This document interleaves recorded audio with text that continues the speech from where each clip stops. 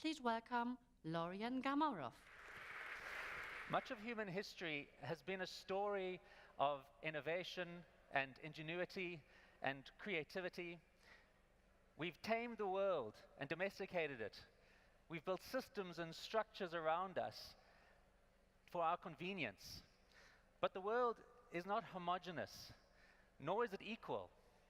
The systems that serve many of us oftentimes don't serve us all. Energy access is not only about supply and distribution, it's also about the payment systems that allow us access to that energy. Prepaid metering has been rolling out rapidly across the African continent. This is a great solution for utilities in terms of cost recovery, but for many Africans, it creates a new problem. Many Africans live entirely in a cash economy, and they don't have access to the digital payment methods that are taken for granted in a developed world. Purchasing energy up front is a complicated process for Africans if you live in a cash world. Using cash raises the costs of energy. It is also inconvenient because oftentimes you have to travel to a remote location at a certain time. And it's also insecure because of the cash handling costs. So I was born in South Africa. I was born in Zimbabwe, and I now live in South Africa. And for many years, I was trying to find solutions to make it easier and cheaper for Africans to purchase energy. But because of the payment systems that we have that are incumbent and entrenched in our world, it's a very difficult thing to try and make it easy to make those solutions available. But in 2009, a technology came onto the scene, a radical technology called Bitcoin, which was the first of what we now call cryptocurrencies, based on blockchain technology. And the idea around these cryptocurrencies is that now people who don't have access to digital payment methods can do so.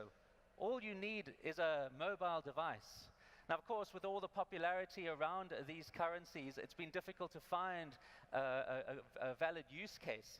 But a few years ago, I decided to see if we could actually employ these sorts of technologies and provide new digital payment methods to Africans where all they need is just a mobile phone. So what I created was a digital payment method using cryptocurrencies so people could easily purchase prepaid energy. And this radically brought down the costs. Bitcoin and cryptocurrencies are very interesting because they are global, they have very low cost, and are very fast, and also have a very low barrier to entry. If you are trying to accommodate a vast African market in terms of traditional banking services, it's very difficult to do so, except if you use a currency like this. But there's another very interesting aspect of these currencies, is that they are global, which means you don't have to be geographically located near your meter to be able to purchase that energy.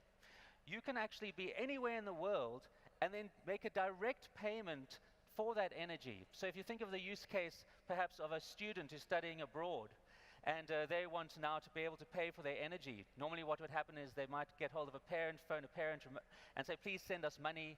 The money would have to be remitted. It would take a lot of time at a high cost. Well, now the parent can directly pay for the energy at that meter.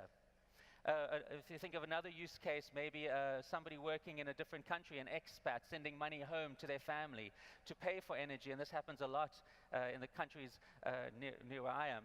People are sending money home for these sorts of things, and they have to spend a lot of money and high cost to send that money. But now another interesting use case, and this is what I want to tell you more about, is a story about a school called Emaweni Primary. This is now a school near the city where I live in a township called Soweto, quite near where Nelson Mandela lived as a young man. And just like all the little schools around in the country I live, they have a very small budget. And they can never cover the costs of all the things that come up. Oftentimes, toilets that are broken remain unfixed. They often turn off heating and cooling and so on. And most often, though, they just stop paying for their utilities. Now, this story you can see across the continent, where these schools and these hospitals struggle to meet the demands by paying for all the things that they have. So what I did was I decided to install a cryptocurrency-enabled meter at that school. And I wanted to demonstrate how this could be a really powerful utility for if you wanted to now somehow make a difference to that school's life. So what I did was I had a friend who was at MIT in Boston, and he was giving a talk about energy and so on, energy access.